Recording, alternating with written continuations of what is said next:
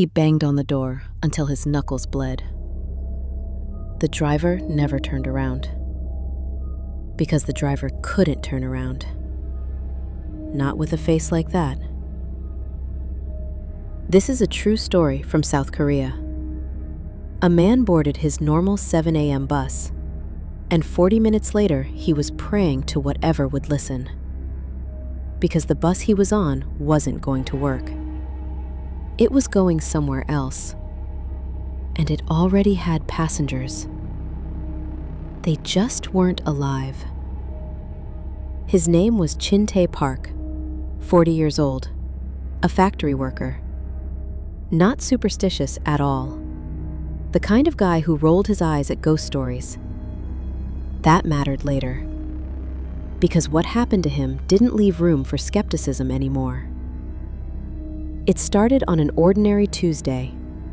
Same alarm, same 6 a.m. routine, same walk to the same bus stop he'd used for years. Except this time, the sign above the stop read something it had never read before.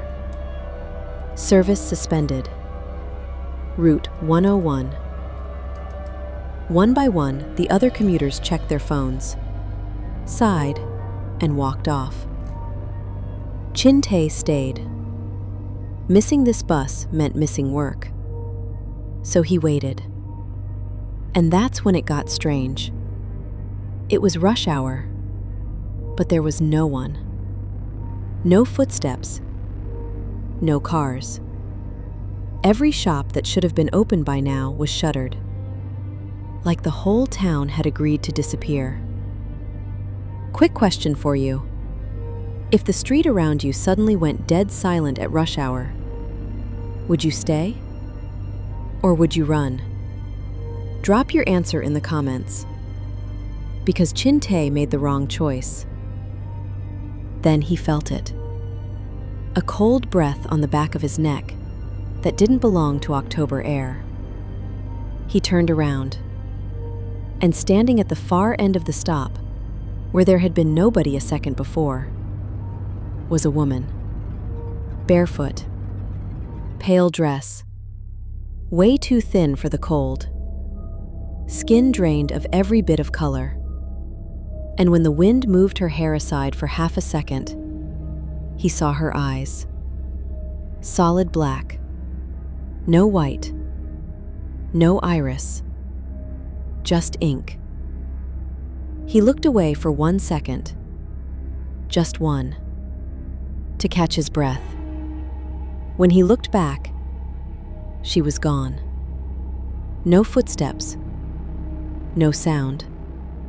Like she'd never been real at all. He told himself it was exhaustion. A trick of the light. He pulled out his phone to call a cab instead. And that's when he saw it. Gliding out of the mist. No brakes screeching. No engine roar. Just a low hum.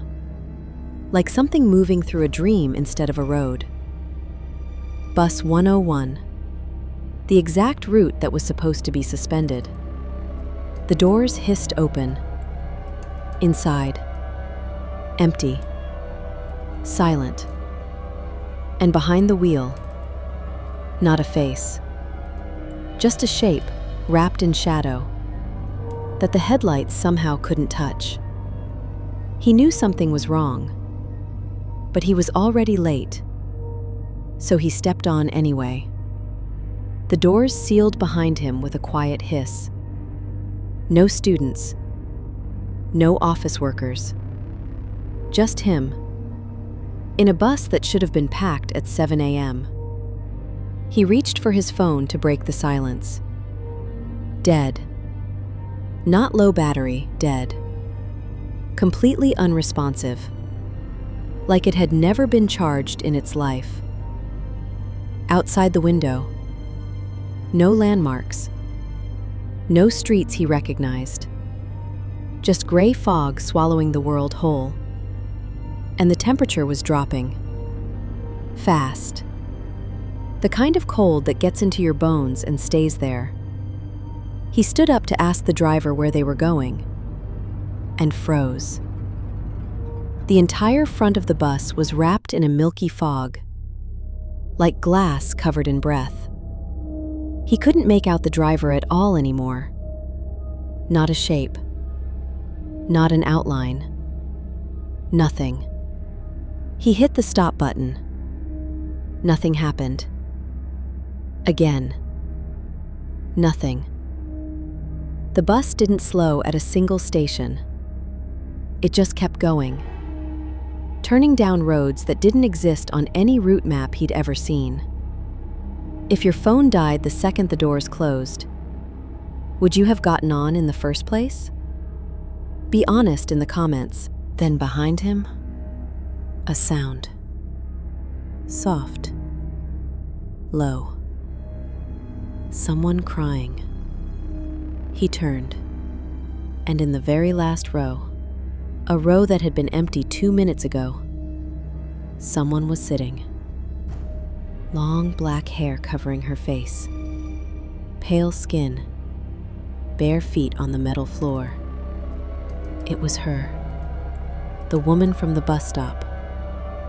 She lifted her head. Her black eyes locked onto his, and he couldn't move, couldn't breathe.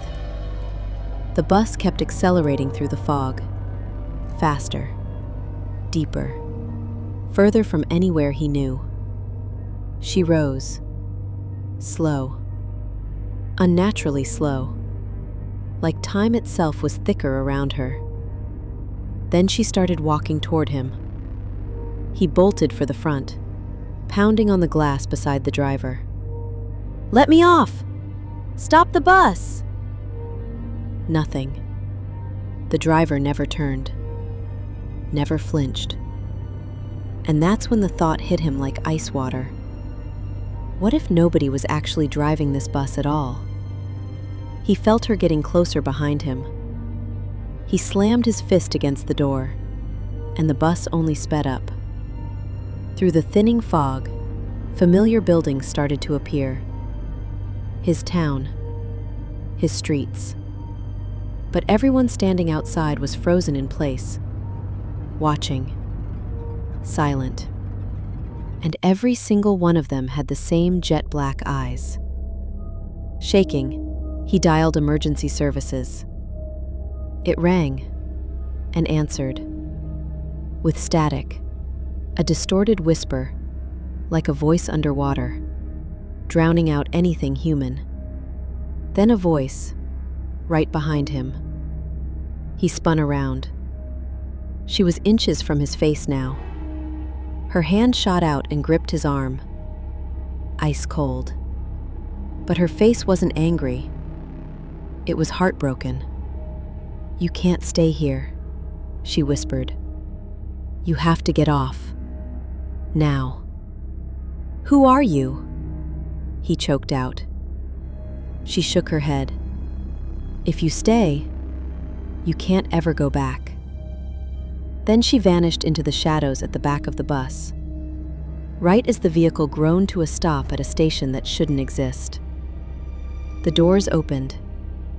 Outside, a black sky. Foreign buildings. Not his world. The fog over the driver's seat finally cleared. A figure turned toward him. All black clothing. Pale, hollow face. And eyes that weren't human. Bottomless. Like staring into a place light never returns from. "I'm someone from the other side," the driver said. "Someone you shouldn't have forgotten." And then it all came back.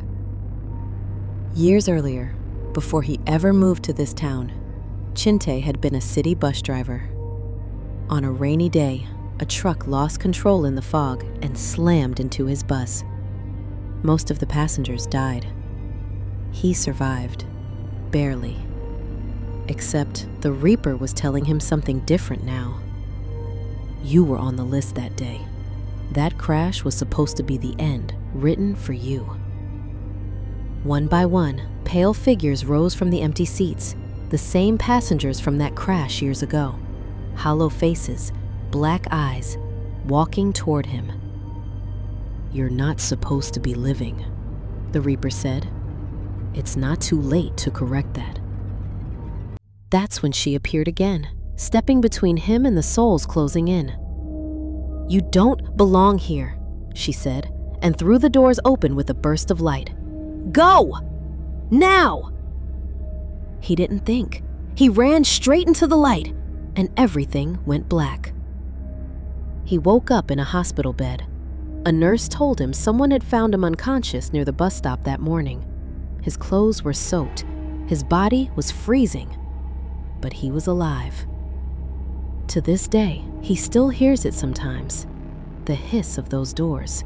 The Reaper's voice reminding him what almost was. Every soul that escapes must one day return. So here's my question for you before you go. If a bus pulled up tonight, doors open, warm light inside, and something told you it's your time, would you get on or would you run? Tell me your craziest theory on what that bus actually was. Best comment gets pinned. If this kept you up, hit subscribe because next week's story is worse. See you in the fog.